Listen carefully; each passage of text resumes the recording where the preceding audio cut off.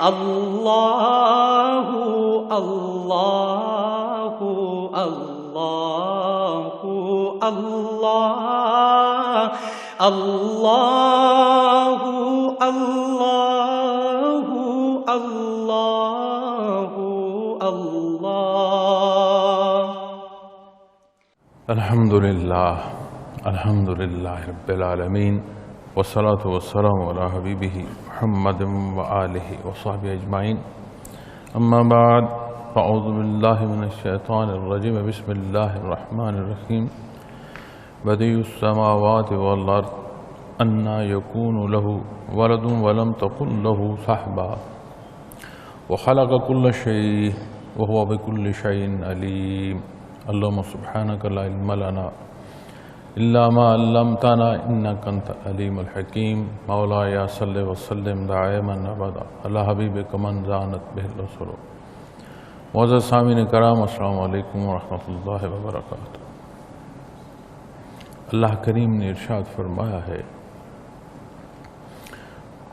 وہ آسمانوں اور زمین کا موجد یعنی عدم سے وجود دینے والا ہے، اس کی اولاد کیوں کر ہو سکتی ہے جبکہ اس کی کوئی بیوی ہی نہیں، اور اس نے ہر چیز کو پیدا فرمایا اور وہ ہر چیز کا علم رکھتا ہے۔ معزز سامعین کرام، بدیع السماوات والارض، یہاں اس موضوع پر جہاں بات موجد کی آتی ہے، عدم سے وجود بخشنے کی آتی ہے، حضرت قاسم فیضات مولانا امیر محمد اکرم آوان رحمۃ اللہ تعالیٰ علیہ بڑی خوبصورت یہاں اس بات پر بحث فرماتے ہیں۔ عمومی طور پر کسی بھی شے کے مرکب کو سمجھنے والے کو موجد کہا جاتا ہے۔ ہم اپنی دنیا کی زندگی میں دیکھتے ہیں، ایجادات کے حوالے سے بے شمار انسانوں کے نام آتے ہیں، مسلمانوں کے نام بھی آتے ہیں اور غیر مسلم لوگ جو ہیں ان کے بھی نام آتے ہیں۔ کتنی ہی قسم کی چیزیں ہمارے سامنے موجود ہیں۔ وہ آلات جو سمع و بصر سے تعلق رکھتے ہیں، وہ چیزیں جو سواری سے متعلق ہیں، ضروریات زندگی کی تکمیل، کتنی ہی چیزیں ہیں جن کی ہونے سے سہل اور آسان ہو رہی ہے۔ ان ساری چیزوں کو عمومی طور پر ایجاد کہا جاتا ہے۔ اب ایک باریکی سمجھنے کی ضرورت ہے۔ ایجاد اور دریافت یہ دو الگ چیزیں ہیں۔ دریافت ہوتا ہے جاننا، معلوم کرنا، رسائی ہونا۔ ایجاد ہوتا ہے کہ شے ہے نہیں اسے وجود بخشنا۔ اور عمومی گفتگو میں عناصر کے مرکب کو سمجھنے اور جاننے اور ان کے نتائج کے حاصل کرنے کو موجد کا درجہ دیا جاتا ہے، حالانکہ وہ دریافت ہے۔ یہی بات تخلیقی پہلوؤں میں جب اللہ جل شانہ کی طرف منسوب ہوگی تو حقیقی موجد اس کی ذات ہے کہ شاید ہے نہیں، اس کے نہ ہونے کو اس نے ہونا عطا فرمایا۔ انسانی دسترس کو دیکھ لیں، تجربات کو دیکھ لیں، اس کی دریافت کو دیکھ لیں۔ ایسا نہیں ہے کہ جسے آج کے ماڈرن لینگویج میں یا ویسٹرن لینگویج میں کہتے ہیں کہ را مٹیریل، کہ کچھ بھی نہ ہو تو اس کو ہونا یہ بخشے، ایسا نہیں۔ مرکب، عناصر کے مرکب مختلف ترتیب سے ان کا جوڑنا اور اس سے نتیجہ کا حاصل ہونا، یہ تو اللہ کریم نے تخلیقی طور پر اس شے یا ان عناصر میں وہ کیفیت رکھ دی کہ جن کو ایک خاص ترکیب سے جوڑا جائے تو نتیجہ ویسے آئے گا جیسے انسان نے حاصل کیا۔ اسی طرح جب آپ بدی پر بحث کرتے ہیں تو جیسے فقہ اسلامی میں لفظ ایک بدعت استعمال ہوتا ہے، اور اس کا شرعی مطلب جو ہے یا شریعت پر جب اس پر بحث کریں گے کہ قرون صلح میں کوئی ایسا عمل جو نہ تھا آج اسے جو ہے کسی نے اختیار کیا، اس کی اصل نہیں ہے۔ اس کی اصل کہاں سے ہوگی؟ اس کی اصل نبی کریم صلی اللہ علیہ وسلم کی ذات اقدس سے ثابت ہوگی، وہاں سے نہیں ہے۔ آج اگر کسی نے کوئی بات، کوئی پہلو وہ جو عبادت کے معنوں میں ہو، جس کا کرنا اجر اور ثواب ہو اور جس کا نہ کرنا گناہ ہو، ان معنوں میں جو لیتا ہے تو اس سے مراد وہ عمل، وہ بات، وہ حصہ بدعت ہے۔ تو یہ بدی کہ ہے کچھ نہیں، اسے وجود بخشا، یہ اس کی شان ہے، اس کی شان قدرت ہے۔ تو وہ فرماتے ہیں اللہ جل شانہ کہ بدیع السماوات والارض، وہ آسمانوں اور زمین کا موجد ہے۔ اور یہاں حاشیے میں حضرت جی رحمۃ اللہ تعالی علیہ نے حاشیے میں یہ باریکی بھی تحریر فرمائی ہے کہ عدم سے وجود دینے والا۔ ابھی اسی تخلیقی حصوں پر جب بات ہوتی ہے تو بشریت کیا ہے، مفاہیم کیا ہیں، مقاصد کیا ہیں، لیکن جب مخلوق کے پہلوؤں میں اس ایک نقطے کو لیں گے تو ہمارا وجود عدم تھا ہی کچھ نہیں، عدم سے اس نے ہونا عطا فرمایا۔ اسی لیے قرآن کریم فرماتا ہے نا کہ اللہ کریم کی عبادت کرو کہ اس نے تمہیں پیدا فرمایا، تمہارے پہلوؤں کو پیدا فرمایا، لعلکم تتقون۔ اس شکرانے سے تمہیں تقوی نصیب ہوگا، تعلق مع اللہ نصیب ہوگا، مقصد تخلیق کو پاؤ گے، بندگی نصیب ہوگی۔ اب ہم جب اپنی روزمرہ کی ضرورت کو دیکھتے ہیں اور ضروریات زندگی کی تکمیل یا ان کا عمومی انقطاع دیکھتے ہیں تو ہمارا شکر اور ناشکری کی کیفیت میں سے گزرنا ہوتا ہے۔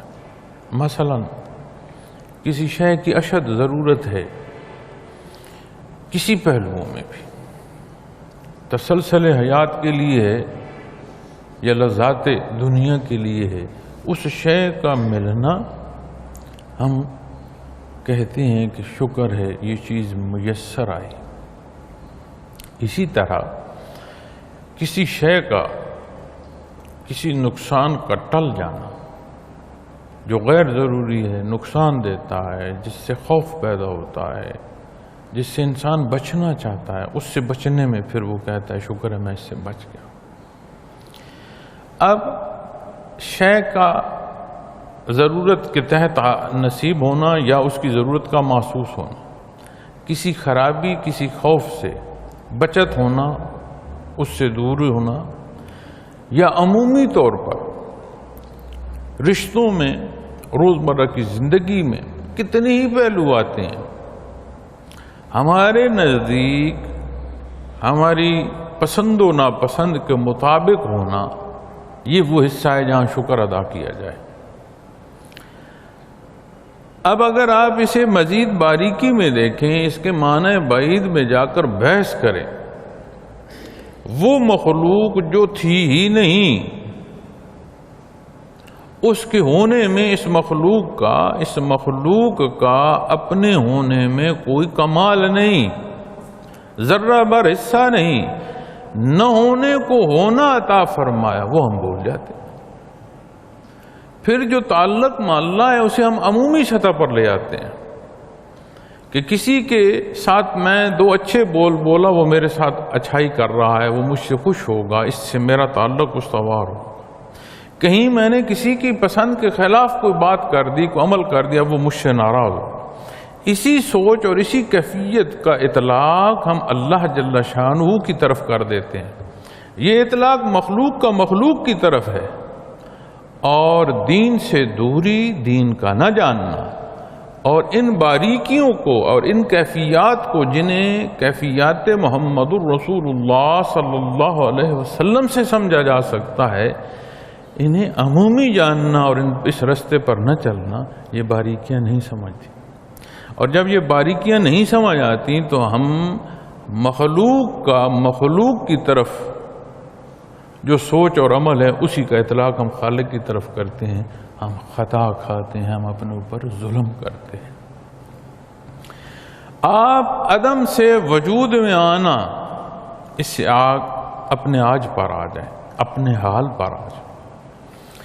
ہر شے کا ہر لمحہ رحمت باری تعالیٰ کا مرہون منت ہے. ایک لحظے کا انقطاع آ جائے رحمت باری تعالیٰ میں، زندگی رک نہ جائے. ہم یہ سمجھتے ہیں کہ جیسے الیکٹریسٹی آف ہو گئی، پنکھا ہے یا لائٹ ہے یہ تو موجود ہے، صرف اس کی حرکت رک گئی. ایسا نہیں ہے. رحمت باری تعالیٰ کا انقطاع، ایک لحظے کا انقطاع آ جائے، ہر شے رک نہ جائے، واپس عدم ہو جائے، کسی شے کا وجود نہ بچے. ہر شے کا قیام، اس کی خصوصیات، اس کی فرصت، سارے اس کے فیصلے ہیں اور اس کی رحمت سے. اور رب کائنات نے فرمایا کہ وہ آسمانوں اور زمین کا موجد ہے. آسمان اور آسمان میں بسنے والی مخلوق، زمین اور زمین میں بسنے والی مخلوق، ہر شے اس میں داخل ہے. صرف آسمان نہیں ہے. آسمان کو اللہ کریم نے کیسا سجایا. پھر یہ جو خصوصی آسمان دنیا ہے، اسے قرآن کریم نے بیان فرمایا کہ اسے سجا دیا گیا ان چراغوں سے، ستاروں سے، ان سیاروں سے. یہ جو سورج، چاند اور ستارے ہیں، سیارے ہیں، یہ ایسا نہیں کہ کوئی شے بکھر گئی ہے. یہ ایسی ترتیب ہے کہ ہر شے اپنی مقصد حیات کو پورا کر رہی ہے. تغیر و تبدل وہاں یا یہاں اس زمین پر جو بپا ہو رہا ہے، ایک نظام ہستی ہے جو مضبوط ہے، مربوط ہے، اور جب تک حکم ہے اپنے اس حکم کے عین مطابق چل رہا ہے. پھر جب آپ یہاں آتے ہیں زمین پر، اس کرۂ ارض پر، جس کے آج ہم باسی ہیں، صدا کہ یہاں یہ مخلوق بسنے والی نہیں ہے. رب کائنات نے اس زمین پر اتارا، افزائش ہوئی، انبیاء اور رسول مبعوث ہوئے، کلام ذاتی سے نوازا گیا. ایک امتحان ہے جو مسلسل آ رہا ہے، اور جب تک اللہ کریم کو منظور ہے تب تک جا رہا ہے. نبی کریم صلی اللہ علیہ وسلم کے حضور سوال کیا، صحابہ نے عرض کی دریافت کرنے کے لیے. ہم جب لفظ سوال کہتے ہیں تو اس میں تلخی ہے، اور اگر یہاں جیسے میں نے سوال کہہ دیا، اس سے مناسب جو لفظ ہے وہ یہ ہے کہ آپ کے حضور عرض کیا. قیامت کے حوالے سے تو جب یہ عرض کی جا رہی تھی تو دن ڈھل چکا تھا. عصر کا وقت جو ہے وہ بھی شاید طول پکڑ چکے تھے، عصر بھی جو ہے وہ ڈھل رہی تھی. عصر ویسے ہی دن کا ڈھلتا وقت ہوتا ہے، اور جب عصر ڈھل جائے تو پھر شام قریب ہوتی ہے، دن کا اختتام قریب ہوتا ہے، پھر بات دن کی ختم ہو رہی ہوتی ہے اور ابتدا رات کی ہونے کو ہوتی ہے. اس لمحے نبی کریم صلی اللہ علیہ وسلم نے فرمایا کہ یہ جو دن کی کیفیت ہے، یہ جو دن کا سما ہے کہ عصر بھی ڈھل گئی ہے، دنیا کی زندگی اتنی بری ہو گئی ہے. اور اس مثال سے یہ سمجھیں کہ جتنا وقت اس روشنی کا، اس دن کا رہتا ہے، اتنی حیات دنیا بچتی ہے. اب یہ فرمایا آپ صلی اللہ علیہ وسلم نے 14-15 صدیاں ہو گئی، آپ کے فرمان پر مزید اتنی صدیاں گزر گئیں۔ ہم اپنی زندگی یا شب و روز کو دیکھتے ہیں، حیات کے مختلف پہلو ہیں، مختلف دوائر ہیں۔ ایک میری اور آپ کی زندگی ہے، اسی طرح مخلوق میں اگر آپ باریکی پر جائیں تو ایک مچھر کی بھی زندگی ہے اور موت ہے، خاندان ہے، افزائش ہے۔ اس کا دائرہ 24 گھنٹے میں پورا ہو جاتا ہے، اس کی پیدائش، طاقت، ضعیفی، افزائش کے ہر پہلو 24 گھنٹے میں تقریباً پورے ہو جاتے ہیں۔ اسی طرح میری اور آپ کی زندگی ہے، اور اس زندگی تو 50 سال سے نیچے آ گئی ہے، لیکن اگر آپ 50 60 سال 70 سال بھی کہیں تو کیا ہے، یہ ایک ہماری زندگی ہے۔ اسی طرح پھر آپ قوموں کی تبدیلی کو دیکھتے ہیں، ہم اپنی شب و روز کی تبدیلی سے اپنے حالات جانچتے ہیں۔ پھر جب آپ قوموں کی زندگی کو دیکھتے ہیں تو وہ دہائیوں پر آتی ہے، جسے ڈیکٹس کہتے ہیں کہ دہائیوں پر قوم کی زندگی تبدیل ہوتی ہے۔ پھر اسی طرح جب بات آتی ہے صدیوں کی یعنی سینچریز کی، تو اس میں کرۂ ارض پر جو تبدیلیاں ہیں وہ واضح نظر آنا شروع ہو جاتی ہیں۔ تو جب آپ اس کل زمین کی حیات کی بات کریں گے تو قرب قیامت میں وقت نہیں رہا، لیکن جیسے ایک مچھر کی زندگی اور اس کا پورا سرکل آف لائف جو ہے وہ 24 گھنٹے میں پورا ہوگا، ہمارا 60 سال میں ہو جائے۔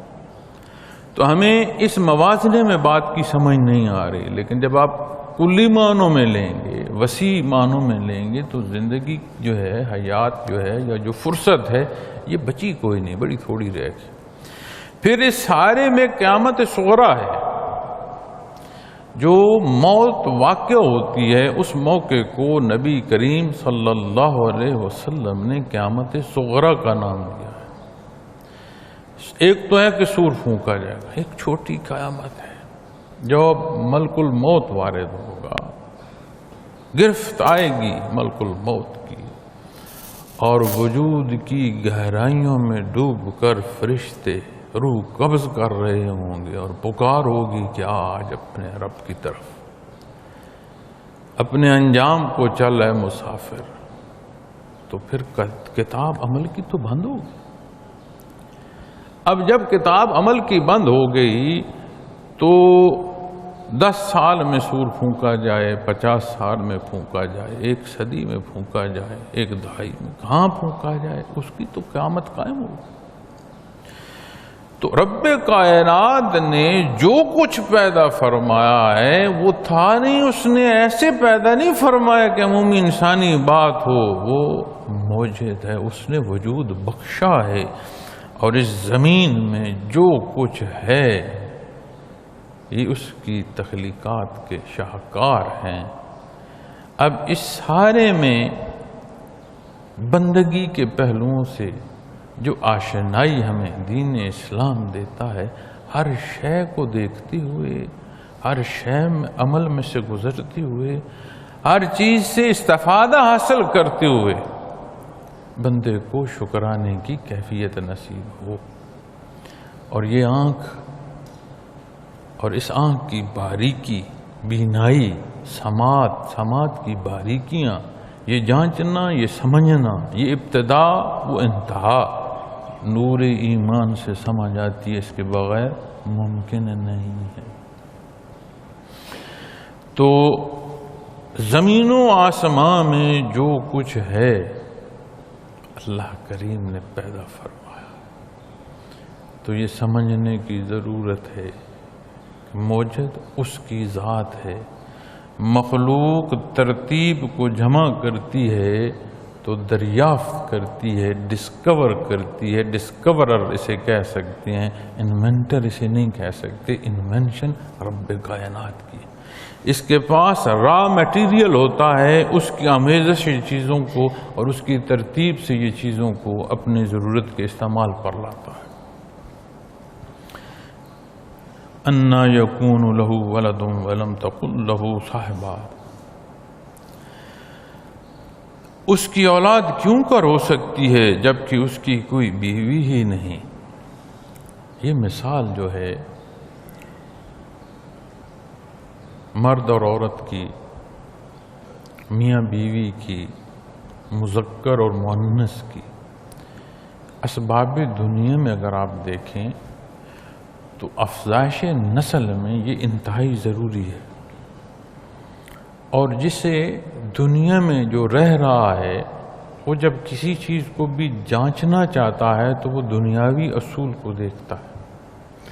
یہ جو قرآن کریم میں یہ حصہ ارشاد فرمایا گیا ہے کہ اس کی اولاد کیسے ہو سکتی ہے کہ اس کی کوئی بیوی ہی نہیں، تو یہ مثال ہمارے حالات، واقعات، استعداد کے مطابق رب کائنات نے ارشاد فرمائی کہ جب یہ جوڑی مکمل ہی نہیں ہوتی مذکر اور مؤنث کی، جو کہ اسبابی پہلو میں دنیا میں ضروری ہے کہ نسل جو ہے اس سے آگے چلے، تو وہاں تو یہ ہے نہیں۔ پھر دوسرا پہلو، اب والد ہے اور اس کی اولاد ہے، اسی طرح جو افزائش نسل ہے اس میں میاں اور بیوی دو اکائیاں ہیں معاشرے میں جو معاشرتی حیات کے تسلسل کا سبب ہیں، وگرنہ یہ حیات کا تسلسل ممکن ہی نہیں ہے۔ لیکن خاتون بھی اسی تخلیق میں سے ہے، اس کا بھی کوئی باپ ہوگا، اس کی بھی کوئی ماں ہوگی۔ اب جیسی مخلوق ہو ویسی جب افزائش ہوتی ہے اور آگے نسل چلتی ہے تو اس کی خصوصیات اس میں آتی ہیں، اسے بھوک بھی لگتی ہے، پیاس بھی لگتی ہے، سننا، دیکھنا، صحت و بیماری، پسند و ناپسند، بے شک سوچوں میں فرق ہو سکتا ہے، قوت میں فرق ہو سکتا ہے، استعداد میں فرق ہو سکتا ہے، لیکن خصوصیات اسی طرح کی آئیں گی۔ یہ اللہ کا کرم اور احسان، اس نے ہمیں اپنے کرم سے حضرت آدم علیہ السلام تک شناسائی عطا فرمائی۔ جہاں انسان نے عقل اپنی استعمال کی وہاں تو وہ بندروں کے گھر جا گھسا۔ تو جو بات میں یہ نقطہ عرض کرنا چاہتا ہوں وہ یہ ہے کہ وہ خصوصیات اس جیسی جنس میں آتی ہیں۔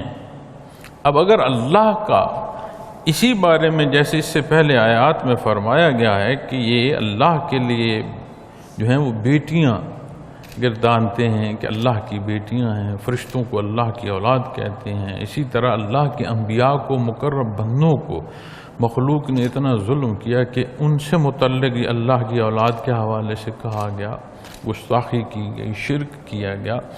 تو اللہ کریم جب یہ فرماتے ہیں کہ اس کی اولاد کیسے ہو سکتی ہے جبکہ اس کی کوئی بیوی ہی نہیں، دونوں پہلوؤں میں دیکھیں، جیسے انسانی حیات ہے اس میں کہ وہی خصوصیات پھر بیوی میں بھی ہوتی، پھر اولاد میں بھی ہوتی۔ اسی لیے قرآن کریم ہی یہ بات بیان فرماتا ہے کہ اگر ایسا ہوتا تو پھر نظام مربوط نہ ہوتا، پسند و ناپسند کے فیصلوں پر تو تکرار ہوتی اور نظام دھرم بھرم ہوتا۔ ایک متواتر عمل جو چل رہا ہے، ایک حکم ہے تو یہ متواتر چل رہا ہے۔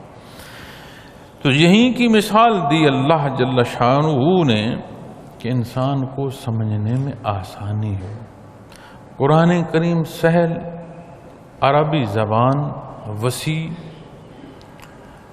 قدیم مفاہیم کا پہنچانا اس زبان کا ایک اپنا ملکہ ہے۔ پھر وہ مثالیں دینا جو انسانی زندگی جس بحر پر چل رہی، یہ سارے حصے کیا ہیں کہ اس کی شان کریمی ہے کہ انسان جو ہے ٹھوکر نہ کھائے، اسے یہ راہ ہدایت سہل اور آسان نصیب۔ حضرت جی رحمۃ اللہ تعالیٰ علیہ بڑا خوبصورت پہلو سے اس ایک بات فرمایا کرتے تھے، وہ فرمایا کرتے تھے کہ جنت میں جانا آسان ہے۔ یہ غلط فہمی ہے مخلوق کی یہ بے عملی کے اثرات ہیں کہ وہ کہتے ہیں نیکی مشکل ہے. وہ فرمایا کرتے تھے نیک عمل آسان ہے چونکہ وہ زندگی کی ضرورت کے مطابق ہوتا ہے. اس کا اختیار کرنا معاشرے میں خرابی نہیں پیدا کرتا، سہولت پیدا کرتا ہے، انسان کو اطمینان بخشتا ہے. برائی کے لیے ہر اٹھایا گیا قدم اس کے لیے مشکل بھی ہوتا ہے، راستہ بھی مشکل ہوتا ہے، معاشرے میں بھی خرابی پیدا کرتا ہے، اور خود انسان پر جو اس کا اثر آتا ہے اس کے اندر بے اطمینانی کی کیفیت اور تکلیف کی کیفیت پیدا کرتا ہے. اور اگر ہم اس بات کو سمجھنا چاہیں تو اپنی زندگی کے جو زیر و بم ہیں، ان میں جو ہم نے غلطیاں اور کوتاہیاں کی ہیں انہیں بھی دیکھ لیں، اور جو عمل اچھے اور صالح نصیب ہوں انہیں بھی دیکھ لیں، وہ کیفیت اور حال کیسا ہوتا ہے. وہ فرمایا کرتے تھے کہ جنت کا راستہ آسان ہے اور دوزخ کا راستہ مشکل ہے. بدبختی ہے انسان کی کہ وہ آسان راستہ چھوڑے اور اس مشکل راستے کو اختیار کرتے ہوئے جا آگ کا ایندھن بنے.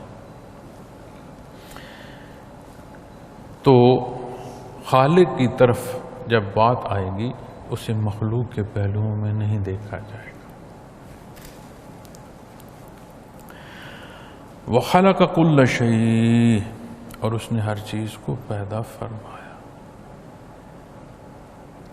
اگر ساتھ بیوی کی کیفیت لائی جائے تو جو کلی خالق کے معنوں میں یکتائی ہے وہ رہتی ہی نہیں.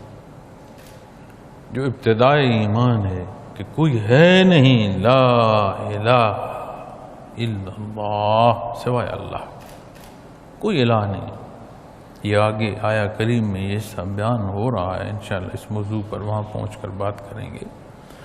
تو فرمایا وَخَلَقَ كُلَّ شَيْءٍ، اور اس نے ہر چیز کو پیدا فرمایا.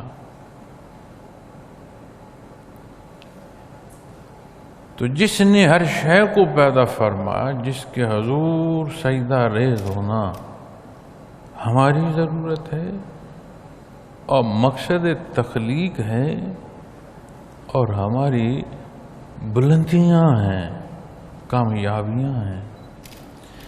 انسان کو تخلیقی طور پر اس کے اندر یہ حصہ موجود ہے کہ اس نے ماتھا ٹیکنا ہے. یہ جو انکار کرتے ہیں نا کہ ہم کسی کو نہیں مانتے، وہ بھی کسی انسان کی عبادت میں لگے ہوتے ہیں. دنیا کی کسی شے یعنی دولت میں، حیثیت میں، طاقت میں کہیں نہ کہیں ماتھا ٹیک رہے ہوتے ہیں. کیوں؟ اس لیے کہ بنیادی عناصر جو انسان کی ہیں اس میں خمیر میں رب کائنات نے رکھ دی ہے. اگر اس کے خمیر میں عبادت گزار ہونے کی کیفیت نہ ہوتی تو پھر اسے عبادت کا حکم بھی نہ ہوتا. لائٹ ہے، اس کے اندر جو ترتیب ہے وہ ایسی ہے کہ جب اسے بجلی میسر آتی ہے، الیکٹریسٹی اسے بام پہنچتی ہے تو وہ روشنی دیتی ہے. ایسا نہیں ہوتا کہ کوئی شیشہ اٹھائیں اور اسے بجلی کے ساتھ منسلک کر دیں تو وہ روشن ہو جائے. تخلیقی طور پر جب پہلو دیکھے جاتے ہیں انسان کے تو اس میں یہ عنصر بنیادی طور پر موجود ہے کہ اس نے عبادت کرنی ہے، اس لیے کہ رب کائنات نے اسے عبادت کرنے کو پسند فرمایا. عبادات کو ہم بار محسوس کرتے ہیں، یہ تو کرم اور احسان ہے جو اللہ کے قرب کو لے جاتا ہے. یہ عارضی اور فانی جہان ہے. یہ جو فرمایا ہے نا کہ یہ جو حصہ ہے کہ بدیع السماوات والارض، یہ عالم خلق ہمیشگی نہیں ہے اس میں. اور قیامت کا حال جو قرآن کریم بیان فرماتا ہے، ہر شے اس کے حضور حاضر ہوگی. کل ایک سوال تھا مجھ سے، دوست نے میڈیا کے سوال کیا مجھ سے. اس نے کہا کہ حالات حاضرہ پر آپ کا کیا تبصرہ ہے؟ تو میں نے جواب میں اسے، یہ جو وبائی مرض ہے اس پر اس نے سوال کیا، تو میں نے انہیں عرض کیا میں نے کہا ایک وبائی مرض ہے جو صرف یہاں ہمارے معاشروں میں نہیں، دنیا کو اس نے لپیٹ میں لیا.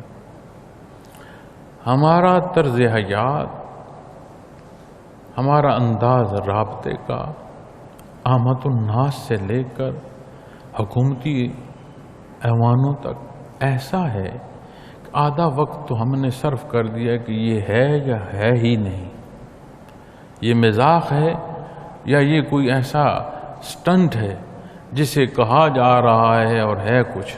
آدھا وقت تو ہم نے اس میں صرف کر دیا، باقی آدھا وقت جو ہے وہ ہم نے تکرار میں صرف کر دیا. اب جب ہمارے معاشروں گلی کوچوں میں یہ وبائی مرض پھیل چکی ہے، اب سمجھ نہیں آتی کہ ہم کیا کریں. ہر ایک ہے وہ دوسرے پر اعتراض کر رہا ہے، ایک دست و گریباں کی کیفیت ہے. میں نے کہا کہ جس ملک میں اس کے جس شعبے کو اٹھا لیں اس میں جو جتنی بے ترتیبی ہے وہ سامنے آ رہی اور بڑھ رہی ہے، اس پر کوئی کیا رائے دے گا ماں سوائے اس کے کہ ہمیں ہوش کی ضرورت ہے. یہ مملکت خدا داد رب کائنات کا انعام جسے ہم ادھیڑنے کی پوری کوشش کر رہے ہیں. تو بات جو میں نے عرض کی آخر میں آ کر وہ یہ کی کہ قیامت کے دن نہ صرف اپنا حساب دینا ہوگا، جتنا جس کے پاس اختیار ہے اسے اس اختیار کا اللہ کو حساب دینا ہوگا. یہ بات حضرت رحمت اللہ تعالی علیہ بحیثیت شیخ بھی فرمایا کرتے تھے کہ جب قیامت کے دن حساب کتاب ہوگا تو جن کی تربیت کا ذمہ میں لیتا چلا جا رہا ہوں، ہر ایک کے حساب کے ساتھ مجھے بھی پیش ہونا. علل اعلان فرمایا کرتے تھے میں دین کی بات کرتا ہوں، میں بے دینی کی نہیں کرتا. قیامت کے دن غلط پہلوؤں کو میرے ذمہ لگانا نہ کرنا. تو میں نے جو ان سے عرض کی کہ ہر شے اس کی پیدا کردہ ہے، تو یہ صحت و بیماری بھی تو اسی کی پیدا کرتا ہے. اس میں ہم کیسے رہ رہے ہیں، کیسے جی رہے ہیں، ہم کیا کر رہے ہیں. اب یہاں کوئی فارغ ہے ہی نہیں ہمارے ملک میں، ہر ایک بندہ مصروف ہے، اور جس کے پاس اختیار ہے وہ تو اتنا مصروف ہے اسے پتہ ہی نہیں کہ میرے پاس اختیار. اگر آپ میں سے کوئی یاد کرے تو جب یہ وبائی مرض پھیلی تو یہیں سے اسی منبر رسول سے میں نے ایک بات کی تھی. عرض کیا تھا کہ یہ وبائی مرض ہے، اللہ نہ کرے کہ یہ پھیلے، اور اگر یہ پھیلا تو پھر مخلوق کو یہ آگاہی دیں کہ یہ اپنے مریضوں کو اپنے اپنے گھر میں کوارنٹائن کریں، سنبھالیں. نظام نہیں سنبھال سکے گا. آج جب ہم دیکھتے ہیں تو کوئی دل کا مریض ہے، کوئی بیچارہ کینسر کا مریض ہے، کسی کو دمہ کی شکایت ہے، سانس نہیں آ رہی، کسی کو کس قسم کی تکلیف ہے، دھکے کھاتے پھرتے ہیں، نہ کوئی ڈاکٹر ملتا ہے، نہ کوئی ہسپتال ملتا ہے، نہ کوئی دوا ملتی ہے، نہ کوئی علاج ملتا. کیوں؟ ہمارے ڈاکٹر جو ہیں وہ کیوں اس وبائی مرض کا شکار ہوئے؟ اس میں کثیر حصہ ہماری اپنی بے احتیاطی کا اور سہولیات کا نہ پہنچنا ہے. یہ ساری ترتیب کس کے ذمہ ہے؟ کیا ہمیں سب کو یہ شوق ہے کہ ہم شیروانی پہنیں یا مزاج ٹائی کوٹ والا ہے وہ پہن کر جا کر حلف اٹھائیں کہ جی میں صدر مملکت ہوں یا میں وزیر اعظم ہوں یا کل طاقت میرے پاس ہے؟ میاں رکھو یہ طاقتیں، سدا نہیں ہیں. رکھو یہ شیروانیاں ٹائی اور کوٹ. ان کے ساتھ جب اللہ کے حضور ہم سارے پیش ہوں گے تو مجھے یہاں کا حساب دینا ہے، تمہیں وہاں کا حساب دینا ہے. کتنی مخلوق پس رہی ہے، کیا کیا ظلم نہیں ہو رہے، کون سا نظام ہمارا ہے جو سلامت ہے. کسی محکمے میں جا کر دیکھو، کسی شعبے میں جا کر دیکھو ہو کیا رہا ہے. تو پھر بھی یہ ملک چل رہا ہے، کو اللہ کا کرم اور احسان ہے. تو اس ساری وبائی مرض میں بھی جو ضرورت ہے کہ ہم اپنے معاشرے میں وہ اکائی بنے جو مخلوق کی بھلائی کا سبب ہو۔ بازار چلے جاؤ، بازار کسی شے کی روپیہ قیمت تھی تو وہ آپ کو 2 روپے میں ملے گی۔ کیا ہے یہ نظام؟ قومیں ناپ تول کی غلطی اور زیادتی پر اور بدکاریوں پر رب کائنات کے غضب کا شکار، عذابات ان پر آئے۔ امت محمد الرسول اللہ صلی اللہ علیہ وسلم کدھر جا رہی ہو؟ یہ امت کس راہ کو ہے؟ وَخَلَقَ كُلَّ شَيْءٍ، اللہ کی دسترس سے نکل جانا، زور لگا لینا، کہاں تک کوئی جائے گا؟ اختتام ہے، صرف اختتام نہیں ہے، پھر حساب ہے۔ اللہ کریم معاف فرمائیے، ہمارا اپنا ملک ہے، ہماری جان مال عزت اس پر قربان ہے، یہ اللہ اور اس کے حبیب پر حاصل کیا گیا، ہماری ماؤں بہنوں بیٹیوں کے خون اس پر لگے ہیں، ہمیں اس کی آبرو پیاری ہے، ہمیں اس کا ایک ایک ذرہ، ایک ایک مٹی کا ذرہ اپنی جان سے پیارا ہے، لیکن ہم اپنے کردار پر بات نہیں کریں گے تو کون آ کر کرے گا؟ ہم اپنے غلط امور کی تصحیح کی بات نہیں کریں گے تو کیا ہمارے دشمن جو ہیں وہ ہمارے مسائل کا حل ہمیں بتائیں گے؟ تقسیم ہے، تقسیم در تقسیم، تقسیم در تقسیم، تقسیم در تقسیم، کیسے تعمیر ہوگی اس نفاق سے، اس تفریق سے؟ اور اللہ کے حضور دعا گو ہیں، بہرحال ہم گناہگار ہیں، کمزور ہیں، ہمارے حال پر رحم فرما، ہمیں وہ کردار عطا فرما کہ ہم اپنے ملک کی تعمیر کر سکیں، بہرحال ہمیں وہ کردار عطا فرما کہ ہم امت مسلمہ میں ایک جان پھونک سکیں، ہمیں وہ کردار عطا فرما کہ غیر مسلم تک حق پہنچانے کا سبب ہوں۔ ہمیں کوئی دیکھے گا تو ہمارے اعمال، ہمارے کردار کو دیکھ کر وہ کیا سبق لے گا کہ مسلمان ایسے ہوتے ہیں، اسلام ایسا ہے۔ پھر اس بحث کو ہم سمیٹتے ہیں، وقت پورا ہوا چاہتا ہے۔ مجھ سے آپ کا سوال نہیں ہے، آپ سے میرا سوال نہیں ہے۔ مجھے کتنی استعداد عطا فرمائی میرے اللہ نے، وَخَلَقَ كُلَّ شَيْءٍ، اسی کے تحت عرض کر رہا ہوں، میری کیا حیثیت ہے، کیا استعداد ہے، کتنی فرصت ہے میرے پاس، دست بستہ اس کے حضور حاضر ہونا ہے۔ اللہ غلطیاں اور گناہ معاف فرما، مجھے وہ کردار عطا فرمائے جو اسے پسند ہے، مجھے وہ کردار عطا فرمائے جس کی تعلیم دی ہے محمد الرسول اللہ صلی اللہ علیہ وسلم، مجھے وہ کردار عطا فرمائے جس کی تحریریں سیدھے کندھے پر ہوں، گناہ غلطیاں کمزوریاں معاف فرمائے۔ اس سوچ کی اور اس پر عمل کی ضرورت ہے۔ نہیں معلوم اس زندگی کی شام کب ہو جائے، میں منصوبہ بندی 10 سال کی کر رہا ہوں، 50 سال کی کر رہا ہوں، مجھے کیا معلوم ہے کہ یہ جمعۃ المبارک کی جو ساعتیں گزر رہی ہیں اس کی شام دیکھنا مجھے نصیب ہے کہ نہیں ہے؟ کیا پتا بھائی، آ جائے ملک الموت کہ میاں وقت پورا ہو گیا، چلو بھائی، کون ہے جو کہے گا کہ میں نہیں جاتا؟ اللہ وہ راہ دے، وہ پہلو عطا فرمائے کہ بندہ ملک الموت کی آمد سے گھبرائے نہیں، منتظر ہو کہ میاں آ گئے ہو، چلو اللہ کے حضور حاضر ہو۔ لیکن یہ کیفیت اور حال اتباع محمد الرسول اللہ صلی اللہ علیہ وسلم کے بغیر ممکن نہیں ہے۔